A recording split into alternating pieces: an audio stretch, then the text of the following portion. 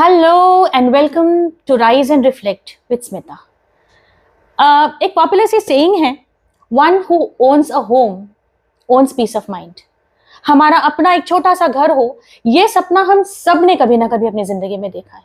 We are here to turn this dream into reality. Real talk with real estate expert Isha Vaid.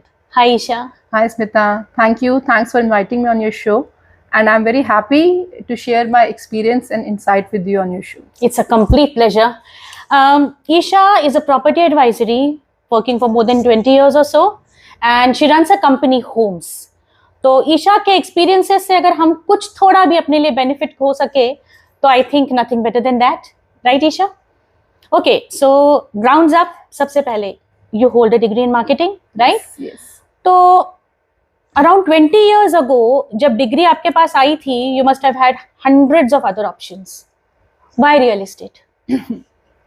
See Smita, there are few things in your life which happens due to serendipity. So real estate का as a career आना वो serendipity थी, but to carry that thing till now, it's my choice. Because अगर मैं अपने आप को देखूं, by nature I am a very social person. Yes. I like to interact I with second people.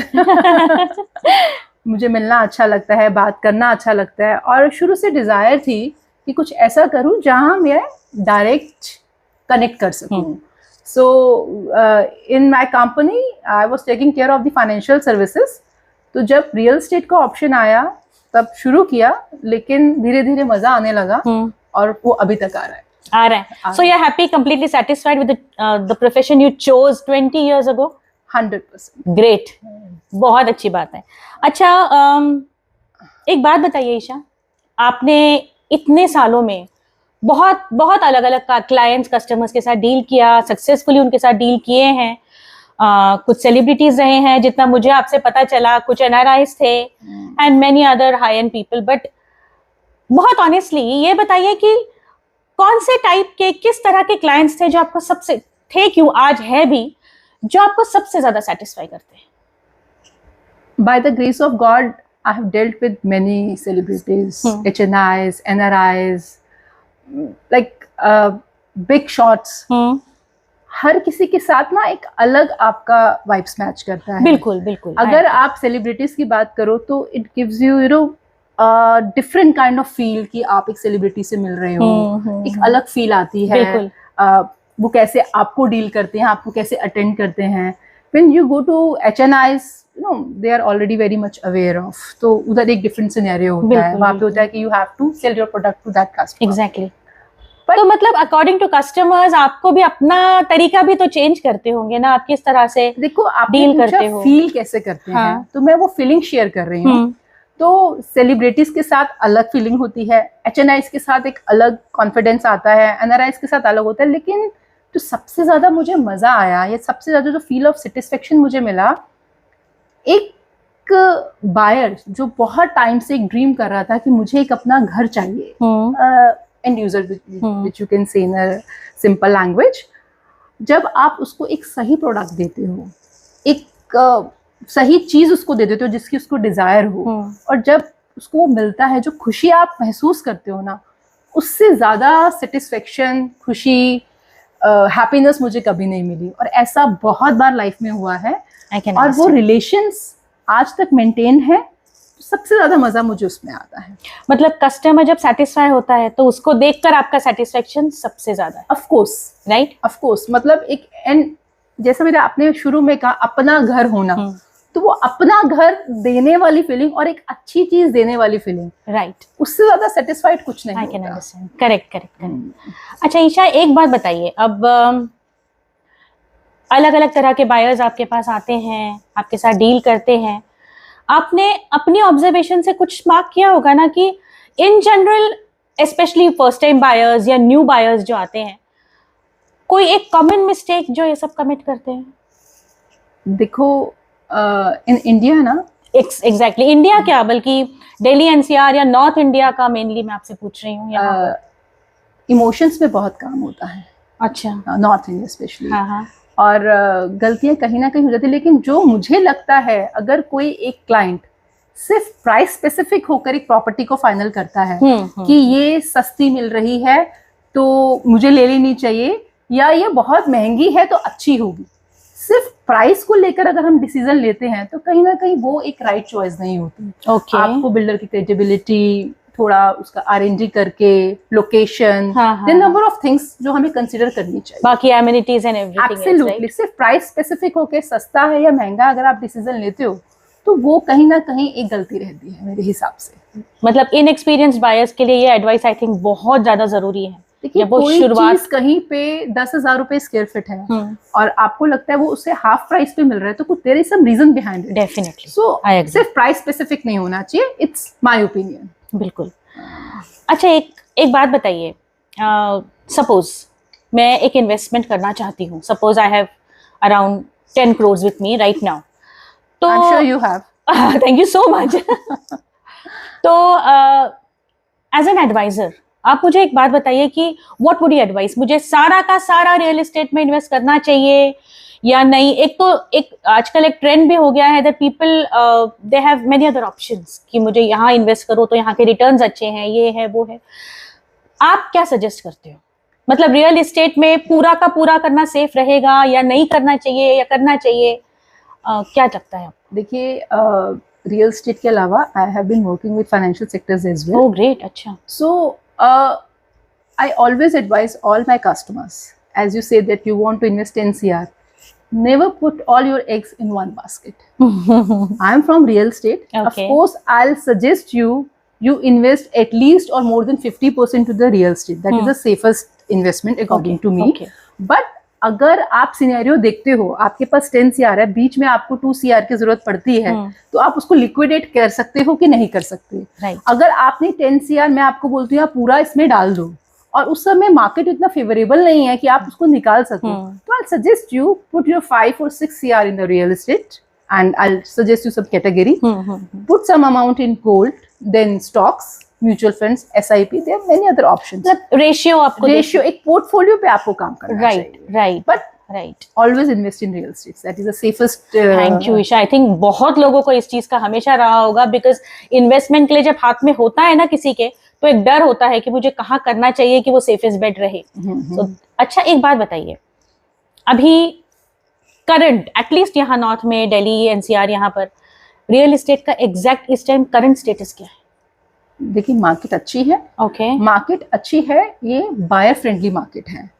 If somebody is looking for a home, हाँ, तो इस समय मार्केट उनके फेवर में है। द पर्सन जो आई थिंक 6 महीने साल से घर लेना चाह रहा है, उसको जल्दी में डिसीजन लेने की जरूरत नहीं है।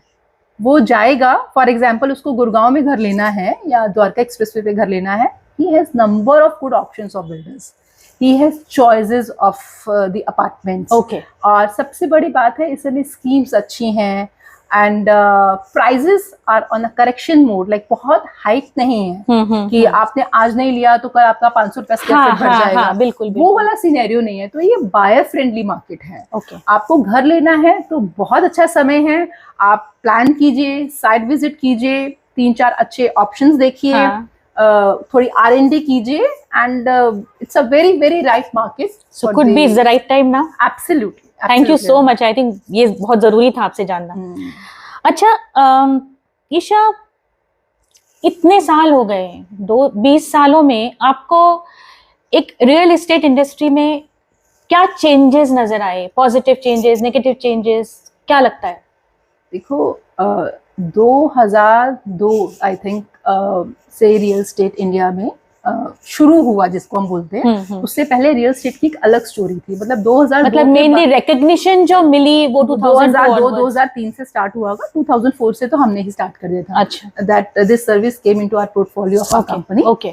सो 2005, 6, 4 की अगर हम बात करते हैं, उस समय जो मार्केट था, जो इंडस्ट्री था, वो एक बिल्डर डोमिनेटिंग इंडस्ट्री थी।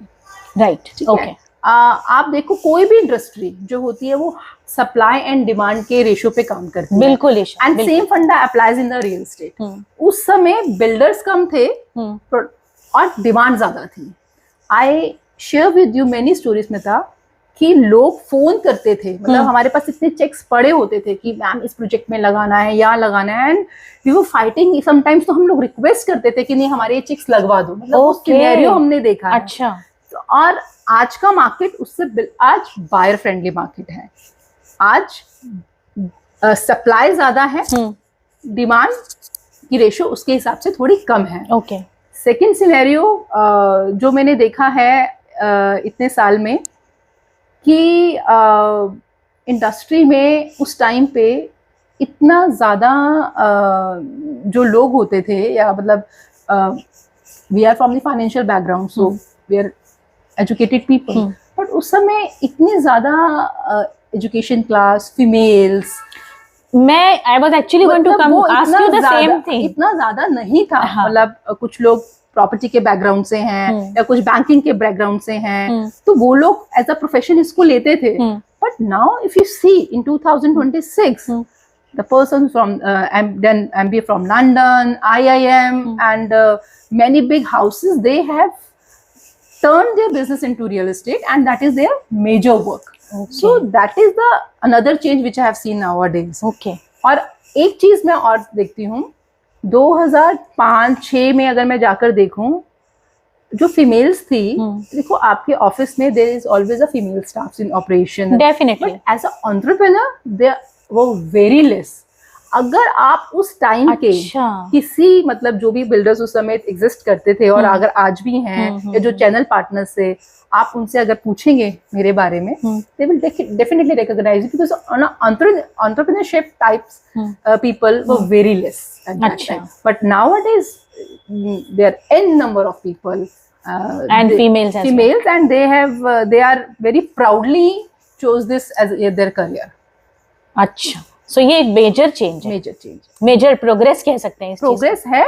और अब काम करने में और मजा आता है, आपकी सुनवाई है, राइट सुनवाई है। नहीं तो उस समय नहीं मैम ये चेक लगा दो, हम बोलते थे सर इतने हमारे पास पड़े हैं, इतने लोग लाइन में खड़े हैं। एग्जैक्टली ये सिनेरियो मैंने देखा है। अच्छा, मतलब मैंने, आप ये देखिए 2004 के बाद जो तेजी आई वो भी देखी है, 2008 के बाद जो मंदी आई वो भी देखी है, और कोविड के बाद फिर से जो एप्रिसिएशन आता गया वो, और अब जो एक करेक्शन का टाइम चल रहा है वो भी हम देख रहे हैं।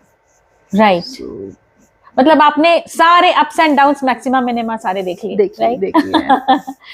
अच्छा ईशा, एक मेजर क्वेश्चन, ये रेरा क्या है और इसका इंडस्ट्री में आने से मतलब इंडस्ट्री पे क्या असर पड़ा, पॉजिटिव बेनिफिट्स क्या? देखो, RERA real estate regulatory authority है जिसकी बहुत ज्यादा नीड थी।